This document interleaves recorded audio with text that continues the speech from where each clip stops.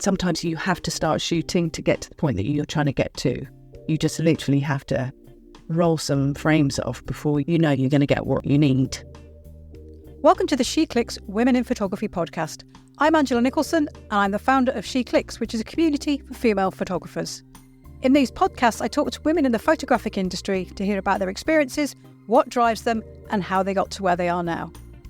In this episode, I speak with Scarlet Page, a music photographer and Nickon ambassador who's travelled the world working with some of the biggest names in music. Scarlett is also the guest judge for the SheClicks exhibition printed by Siwi at the Photography and Video Show at the NEC Birmingham from the 16th to the 19th of March 2024. Hi Scarlett, thanks for joining me on the SheClicks Women in Photography podcast today. It's really lovely to see you. Hello, and thank you for asking me. I know it's a really, really busy time for you because, it's festival season. Of course, you've just got back from Glastonbury, which must have been a very busy time.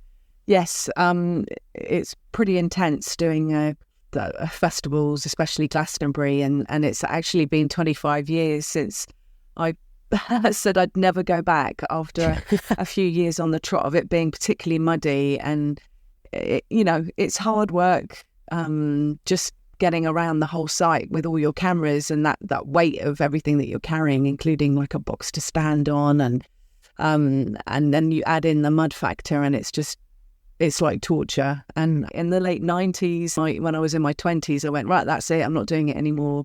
But I went back this year, and thankfully there was no mud, but it was still really hard work. And I've been sleeping very well, actually, every night since I've been back.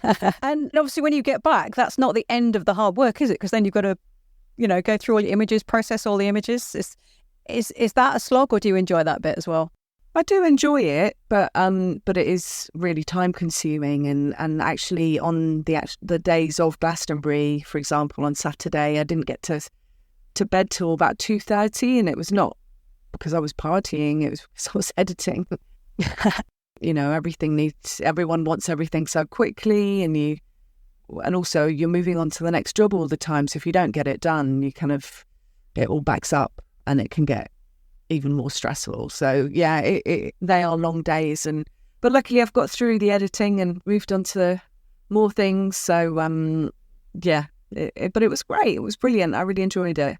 Oh, good. Well, that's the important thing. I often find this actually, when I get invited to an event and I really want to go, and then as it gets close to it, I start to think, oh God, this is going to be loads of work and blah, blah, blah. And then when you get there, it is lots of work, but it's also great fun, and that's what you need to hold on to, I think, isn't it? And that I've had that probably 3 times recently, where I've had an expectation of how I thought it was going to be, and it hasn't been what I was thinking it would be at all. So, we've got to be open-minded as well, haven't we? Yes, open-minded and preferably optimistic if you can be. That's it. Anyway, it seems like you're one of the rare breeds of photographers who actually knew what they wanted to do from the outset, and you went straight into photography. Is that right? Yes. So from school, I went straight onto a foundation course and dabbled a bit with everything, painting, photography. And it was really when I first got a camera in my hand, which was my Nickon FM2, which I still have, that it just felt very exciting.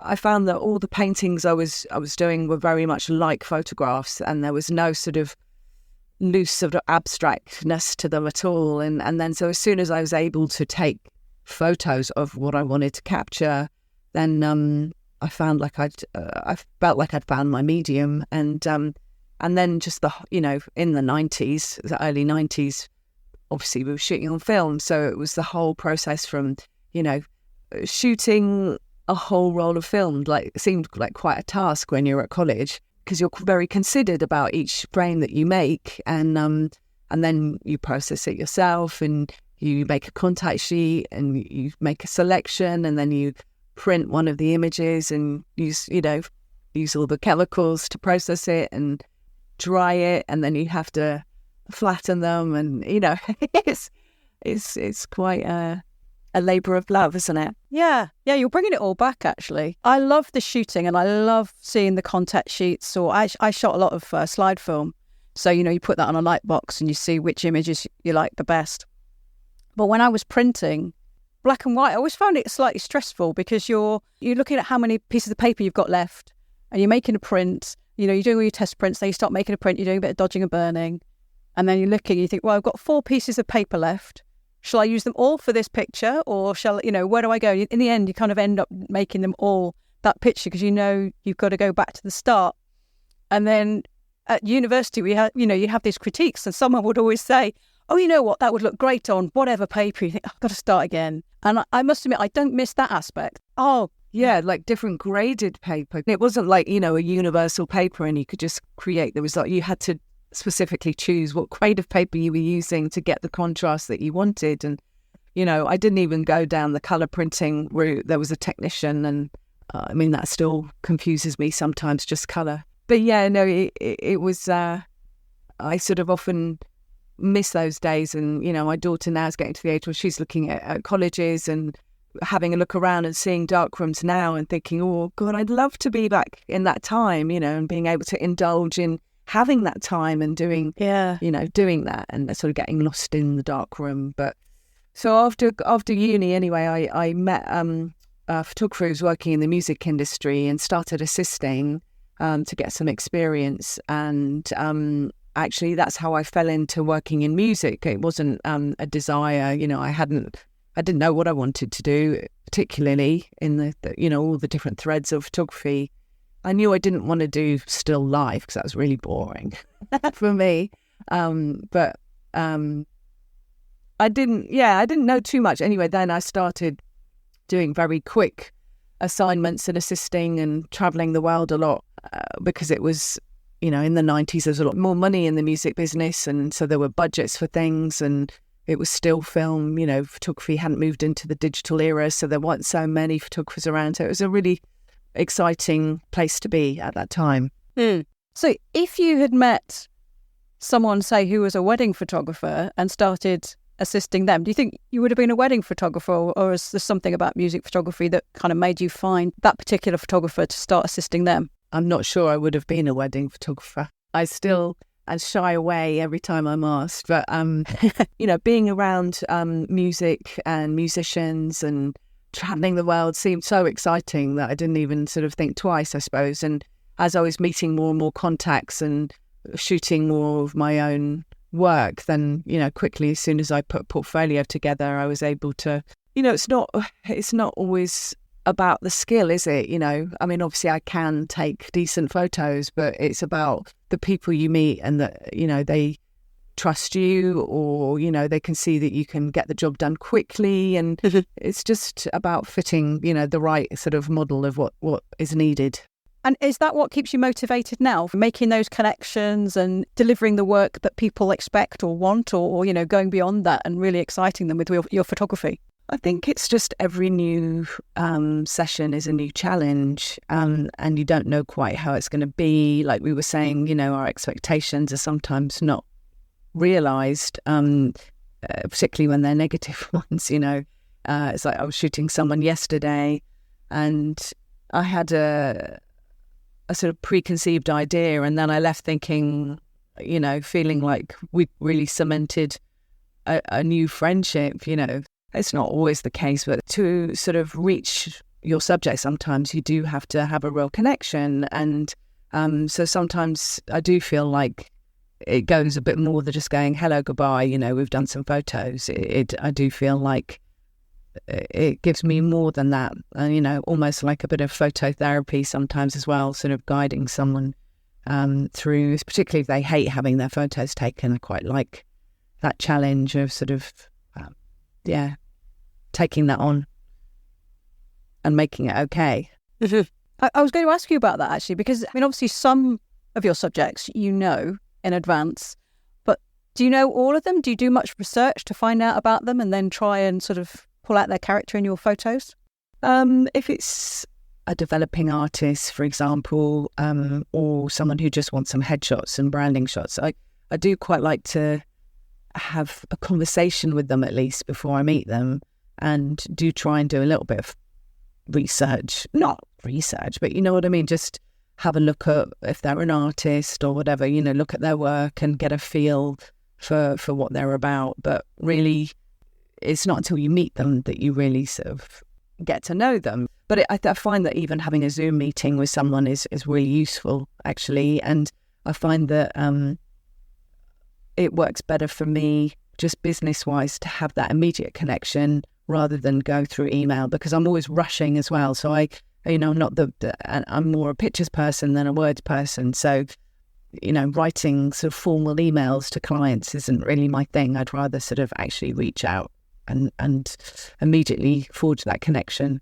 Yeah. And, with sort of well-established bands, we don't really get a chance to do that unless it's a press session or marketing session for them. Then you might have a conversation about what they're thinking and what they're looking to achieve. But if it's editorial, it's nice to have a bit of a idea of who you're shooting. But really the skill set there is to be versatile and quick, I think. So you have to sort of make something happen out of what you're given, a bit like Ready, Steady, Cook, but photography style. If it's a musician, does the type of music that they make have an impact on your approach or how you feel about it?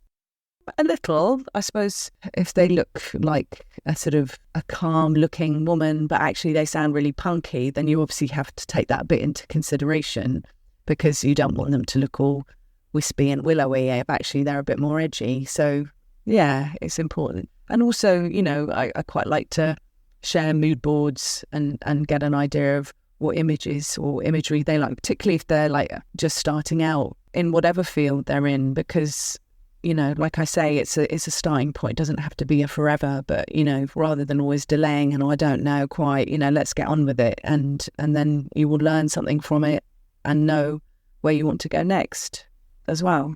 And it's just one chapter in time, isn't it? You unfortunately, we always need new images for campaigns or, social media fodder. That must be quite exciting. When it's a new band, I mean, obviously it's very exciting with a band that's established and you love their music or whatever, but when it's a new band, you're actually playing a role in how they'll be perceived and sort of helping them perhaps determine what their look is. That's right, yeah. So it's quite a responsibility, and that's why you have to have that conversation beforehand and feel like, you're both talking the same language, because ultimately, I think that is better. So sometimes they'll share a lot of studio-looking shots, and you're like, okay, so they don't really want that sort of, gritty on the streets vibe. It's a bit sort of more thought out and studio-y, and you can look at the lighting of things that they pick up on and, work with that. I quite like it. So having a reference point to begin with sometimes. But then, really actually the way I work best, as well as being spontaneous, I don't really like having thinking too much and being too fixed. I much prefer it to organically happen. And, it's something you can't really put into words, that connection that you have with someone and how you pull something out or grab those little milliseconds, Sometimes you have to start shooting to get to the point that you're trying to get to. You just literally have to roll some frames off before you're going to get what you need. Yeah. Would you rather work with a new band or work with an established band who've got, they've got all their ideas, you kind of know what they look like? Both come with different sort of challenges and excitements, I think established bands really know what to do, so quite often I'll shoot a new band, they're like, I don't know what to do with my hands. And it's like, well, don't worry, let's just get cracking and you will. But yeah, it's quite intimidating to be literally shot at. But then, established bands don't have much time, or, it's about reaching through that sort of exterior mask that sometimes they might put on. And I don't want to just take a photo. I want to capture something else, something a little bit deeper, maybe. So there's not one better or easier than the other. They're just different. And that's the great thing, is that every shoot, you just have to go in and sort of look at for what it is rather than what you think, and I think that's why I always have very healthy nerves between every shoot that I do, whether it's taking a picture of a Pilates instructor or, shooting the stereophonics. I always have that. It just keeps me caring enough. Yeah. And I guess a bit of variety is nice as well. You don't want every day to be absolutely the same. Oh, it never is, no. Please excuse this interruption because I'd like to thank Siwi, Europe's leading photo printing company, for supporting this podcast and making the SheClicks exhibitions at the photography show possible. Siwi has a UK production team based in Warwick and headquarters in Oldenburg, Germany. The company offers an extensive range of high-quality, award-winning photo products, including Siwi photo books, wall art, calendars, prints, and a variety of photo gifts. To learn more about Siwi and to order prints, visit siwi.co.uk or follow the link in the show notes. Let's get back to the episode. Thinking back to when you were getting started specifically maybe in music photography, did you have any female role models or anyone that you looked up to? Well, Annie Leibovitz, Jill Furmanovsky, Penny Smith, particularly the sort of music stuff that Annie Leibovitz did. And it was lovely actually at Glastonbury because Jill was there, Jill Furmanovsky, and I do often see her here and there at various things. And when I was just starting out, I did go and visit her at her studio in North London before I was really taking pictures myself. And I generally always say the same things to her when I see her, you know, like, oh, I remember coming to see you, and oh, those pictures of David Sylvian that you took are my favourite ever.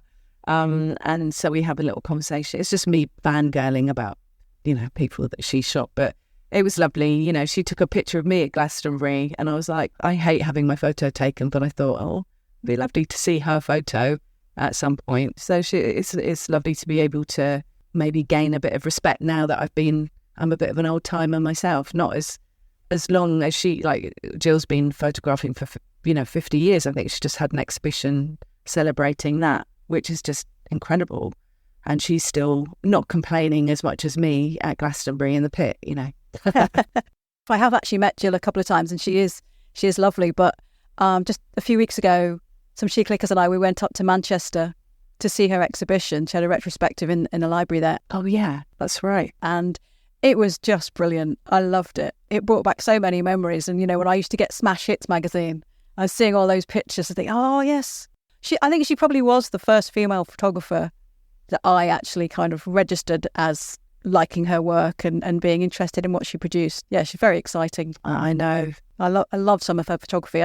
There was a picture there of Grace Jones I thought was so beautiful. Yeah, and I'd love to see the exhibition, and I was talking to her about, you know, where is it going next? And there isn't a next, but I was like, it's just, there has to be a next. Yeah. You know, there will be, I'm sure, but it's hard putting on an exhibition and then sort of travelling it around, but I would love to see it. But certainly Penny Smith is worth a look as well. She took that very iconic shot of the clash with the guy, I think it was Joe Strummer, I think. Oh no, it's Paul Simonon smashing his guitar. I'm not sure who it was, but anyway, we all know the image. And she's taken some really amazing, really gritty, beautiful black and whites over the time. I think she worked for Melody Maker.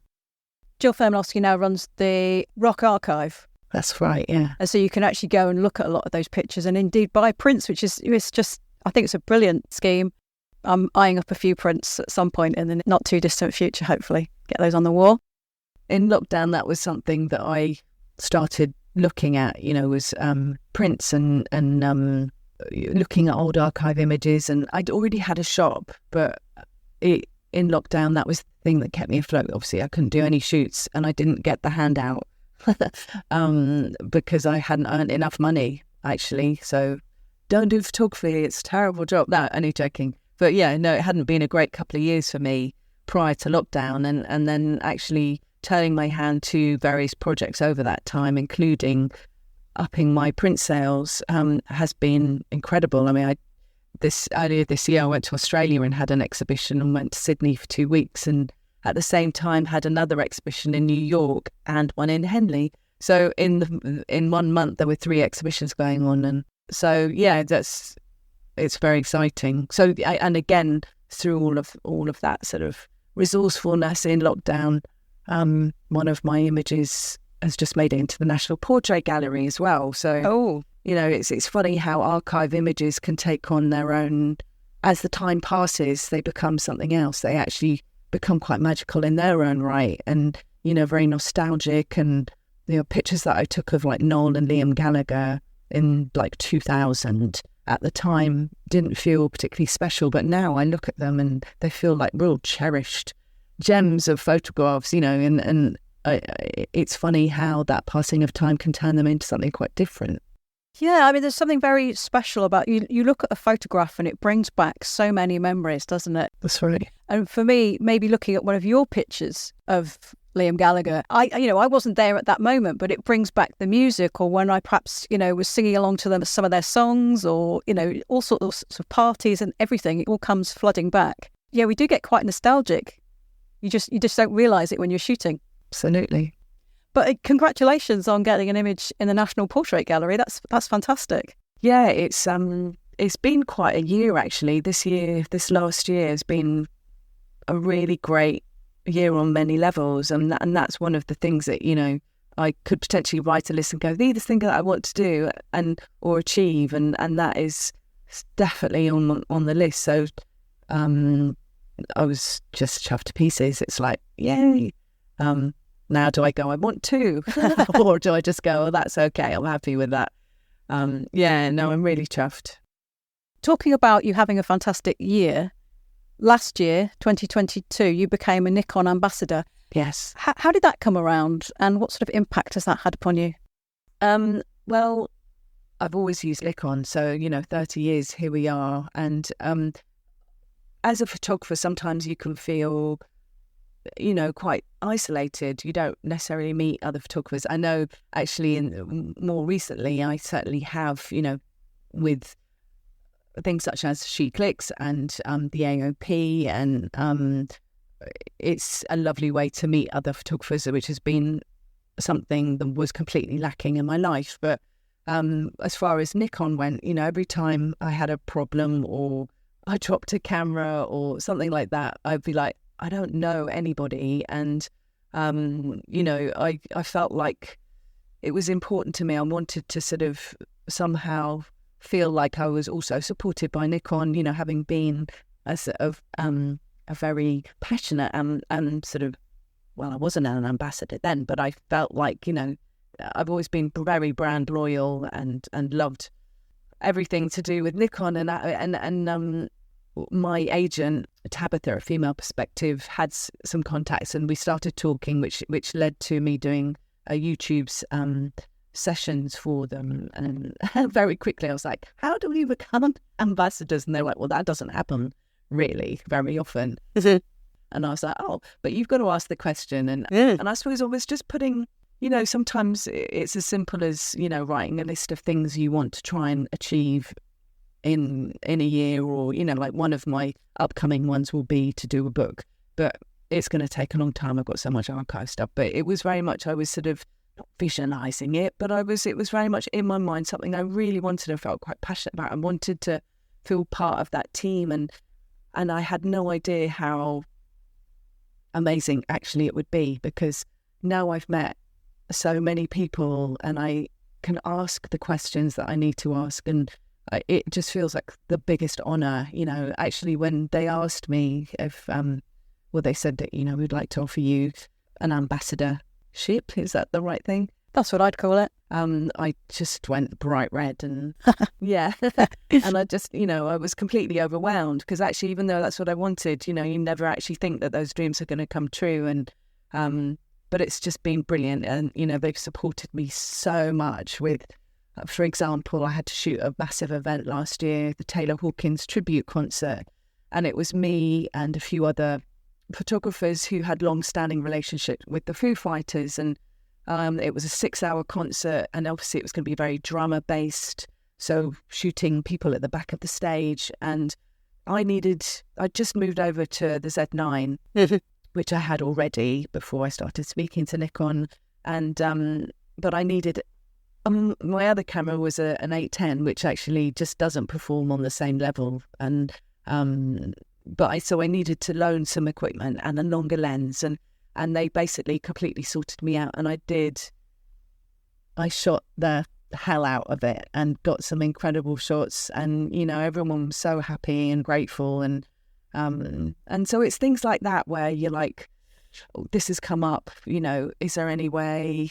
It's like at Glastonbury, again, I didn't have all the right lenses. I mean, you do need really long lenses, and They lent me a 2 times converter for the Z series, and just even that, I was like, God, if you could, that'd be incredible, and it's just communication and conversation and like, I'm having it's just quite often how I am bugging them and going, my camera's not working with my flash. What's going on? But it's just to be supported with this network, and also all the photographers I've met who are creators and also ambassadors. I feel so lucky. It is really nice, isn't it? We all need a bit of support and we all need a bit of nurturing.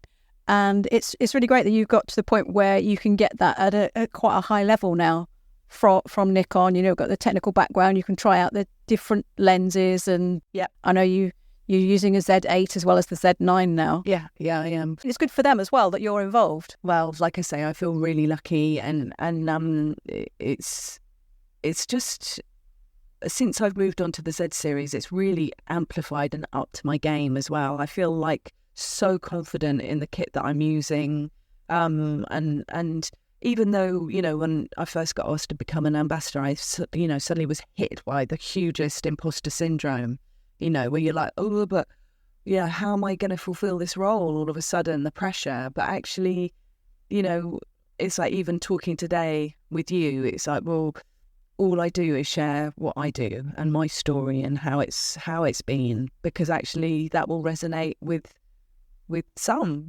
and maybe many, but that's all I can do. It's like sometimes when I'm doing demos and, I think, God, it's so basic, but actually that's really exciting to some people who go, wow, you mean you literally, this is all you do and you can get those results. And it's like, so, we have to stop being so hard on ourselves sometimes. But yeah, it's a real privilege. Yeah, I couldn't agree more about not being so hard on ourselves, because I think, I hear from photographers who take the most amazing, say, sports photographs, but they don't know how to shoot a wedding. It's like, well, why would you know how to shoot a wedding? You're not expected to know everything. And I think we sometimes beat ourselves up about what we don't know and fail to celebrate what we do know. So, it's great. And I'm really pleased that you've had such a good year.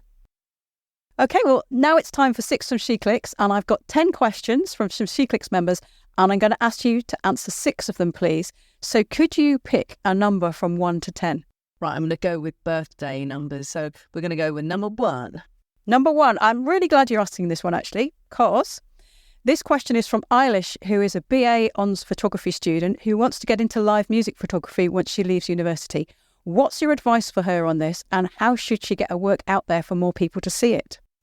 Well, I would suggest making friends with your local venue, showing your passion, showing that you're keen, communicating with press officers. There's always press passes for local papers, and, you do have to do the hard work.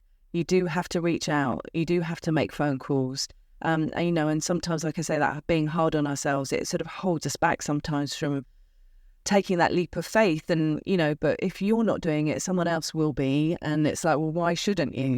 You have just as much right to make those requests. And what's the worst that's going to happen? So never let anything like that hold you back. And then once you do have a pass, or you're allowed to be somewhere, seize your opportunity. If you're there early, and, if you are speaking to the band or the management or the press officers, see if you can do a quick photograph, at the side of the stage door, or just a portrait of somebody in the band if you get a chance. It's like at Glastonbury, that is exactly what I did. So I was commissioned by the Foo Fighters to shoot their set, and that's turned my arm. And like, okay, I'm going to go. So then I was like, all right, I'm going to stay for the whole thing. But at that point, I reached out to anyone I knew that I'd already worked with, which I know is different from someone just leaving college. But in theory, it's just the same. You have to find the people, find a stepping stone to them. And then this is what I did. I'm going to be here. If there's anything you need, or is it possible to make sure that I will have a photo pass? Because sometimes there's a closed pit and no one's allowed in. Could I get some extra songs on the side of the stage? Would I be able to get a quick portrait possibly before they play? So there's a band, Generation Sex, which is Generation X, and the Sex Pistols members have formed a new band. And I literally got 3 minutes, and I had to shoot them against the side of the white tent. So the background wasn't great and the light wasn't great. My ISO was really high, but the shots have come out amazing. You know, it looks great. Looks like it could have been a studio shoot. But it's hard work. You have to keep asking and making things happen. But I find that the most rewarding things are the things that I've made happen myself. And you can't wait to be asked. You have to just, get in there and get on with it. Yeah. Maybe one thing that Eilish needs to bear in mind is that, she's at university. There are university bands and they will become the next Foo Fighters or U2 or whoever. Absolutely. So, getting in early, she might not immediately get a pass to go and photograph the Foo Fighters, but she could get to photograph our local band who then become a big name or they connect with bigger bands and, just start at the beginning. Absolutely. And like I say, local bands, local press, local venues, just reaching out to them, local festivals, anything like that. And but very quickly when you start doing it and you are good at what you do, make sure you're not giving everything for free. Oh, yes. Okay, that's some great advice. Thank you. So can I have your next number, please? Next is number 3. Number 3. Okay. Oh, so this goes back to Glastonbury. How has shooting at Glastonbury changed over the years for you as a photographer? For example, how many rolls of film did you take back in 95? And do you have more or less access to acts? Well, I think now, because I've got many years under my belt, I did have more access to certain bands. For example, I was the only photographer in the pit for Guns N' Roses and, got side of stage. I was on the stage for the Foo Fighters and other bands, Manic Street Preachers and stuff. But that was because, I've got some history, I guess, with some of those people. So that was just using what I've already established, I suppose, and making the most of it in that situation. But yes, I would take a lot of slide film. And slide film was very unforgiving back in the day, if you didn't get the exposure spot on. And sometimes shooting people wearing black on a black stage, my exposures were just, you couldn't check, you were doing your best. But some of the old pictures just got trashed. They weren't any good. But now I feel like, if I had the kit that I had now back then, and I was shooting people like Jeff Buckley and Smashing Pumpkins and Radiohead and Pulp, back when I was last there, then I'd probably be a bit prouder of that. Actually, I got some lovely Jeff Buckley ones, which I've found recently, and they feel like real treasures. But the great thing now is that there's a press tent, which you didn't need back in the day of films, but actually it was a very hot press tent this year. It's huge, and there's a lot of people in there, journalists and photographers, and there's a lock-up, so you can actually lock all of your kit up on site, so you don't have to trundle it off and on site if you're sleeping in an actual bed in a B&B.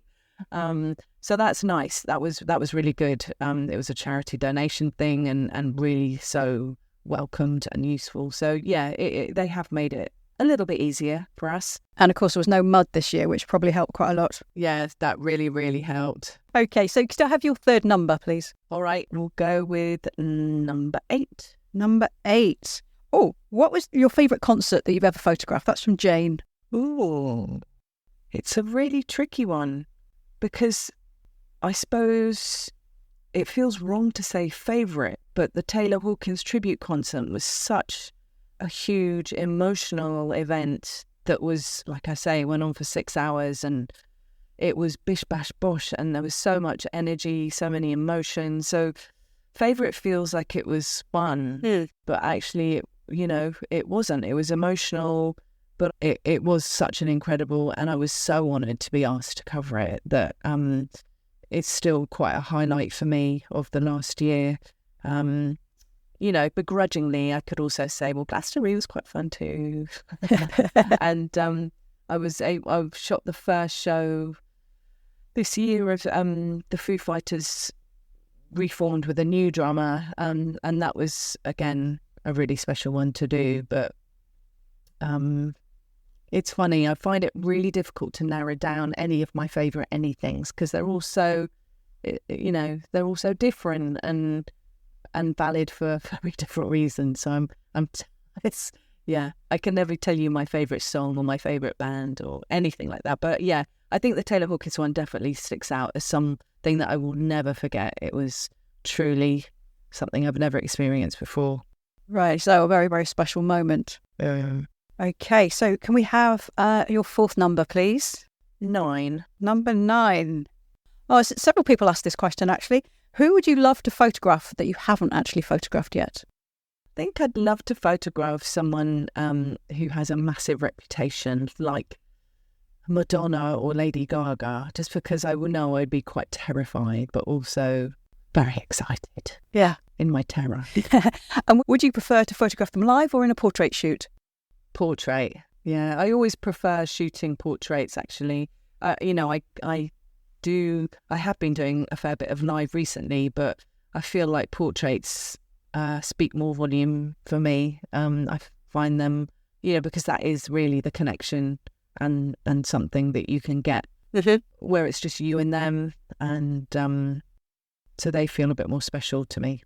You mentioned you had a list of things that you'd like to achieve. I don't know whether you'd actually written that down or if it was just kept in your head, but is that something that you're putting on that list? No, because I'm probably a bit too scared. But well, stranger things have happened. You should. Yeah, I should put it. I don't have a physical list; it's one in my head. But I should maybe next year, if it hasn't happened, I'll start putting out there to the universe, see what happens. Yeah, no reason why not. Pursuing Madonna and Lady Gaga. Yeah, absolutely. To be continued. Okay, so your penultimate number, please. Let's go for 10. Number 10. Oh, okay. Actually, you've kind of answered this because Karma was asking if you prefer the dynamism of concert environments for photos or the more controlled environment. So when you're shooting an album cover, and you said you prefer to shoot portraits, but do you also like the extra control that you get when you're shooting a portrait? No, not necessarily, because I feel like when you're shooting live, you still have to anticipate and you still have to read what's going on, the subtle signs. It's like the first band I shot at Glastonbury with the Hives, and I saw him glancing down a couple of times. I thought, right, he's jumping off the stage. So I was ready. I had my wide angle ready. I was ready to jump up onto the sort of steps up to the barrier so that I could be there photographing him singing into the crowd. And, you still have to be sort of looking out similarly to when you're doing portraits. You have to capture that little bit, like I was saying earlier, I want to go a little bit sort of deeper and not just take a picture of somebody. I want to try and capture something else, something just where they let their defenses down. Or so again, you're just sort of, I just think, a live photograph, sometimes I see photographs from Glastonbury and go, oh, did I take that? And it's like, well, no, I didn't, but there were so many people in the pit, Whereas if it's you one-on-one with somebody and you're creating something that no one else has, that just feels a lot more special somehow. And, it's mine, all mine. You made it sound a little bit like live band photography is a bit like being a wildlife photographer, because you're looking for those visual clues. And something that often gets discussed in SheClicks is, things that birds do just before they take off, or how do you know when a fox might appear, or stuff like that. And basically you're looking for visual clues with a band when they're going to do something a bit different when they're live. That's right. Yeah, no, it's similar, and, there's a lot of fast action and jumping even, and you can sort of tell the music's building up to something and they may jump and so yeah, you've got to sort of be connected as well to what's happening, but sometimes it is literally, when there's however many loads of photographers in the pit, you kind of have to plumb for a position and there's not too much running around. So sometimes you're just really lucky because something happens right in front of you and they're looking in your direction, but you can't bet on that, can you? No. That is just real luck. Unless, of course, you dress outlandishly and so they're always looking at you, I suppose. That might give you an advantage. I guess. Yeah. Okay, so could I have your last number then, please? That'll be number 7. Number 7. Okay. Now quite a few people have asked this one. Naming no names, but have you had any horror stories with any famous people that you photographed? Yes. You can name names if you want, of course. Probably best not. There was one time I had to go to Barcelona to photograph a band for a cover, and I got there probably the night before the shoot was going to happen. So we were going to do the shoot in the day and then shoot the concert as well. And so in the day, in the morning, have breakfast, and then you go around Barcelona looking for locations so that you've got some ideas, of things that you're going to do. So spent a couple of hours sort of traipsing around, finding nooks and crannies and, areas that we could do it. And then we heard it was going to be in the hotel. So then, okay, so scrap all of that, back to the hotel. Hotel rooms aren't always ideal. They can be quite pokey and small, low ceilings, horrible walls that you can't really make look any better than they are. But I came up with a sort of second, okay, right, we could do this then, I'll try and make this happen. Next thing is, no, we're going to do it at the venue. Okay, so again, just time is rolling on. So it's now sort of 4:00 in the afternoon, and we get down to the venue, try and find some locations there that could be suitable. All the while, it's getting darker. And then when finally the band did arrive, the singer was in such a funk, like so in a dark place, had grown a massive beard, looked really dead behind the eyes, just wasn't giving me anything. And, when it was sort of getting on to this point in the day, I was like, well, there's literally nothing I can do. If they don't want to do it, I'm doing this for a magazine. Not.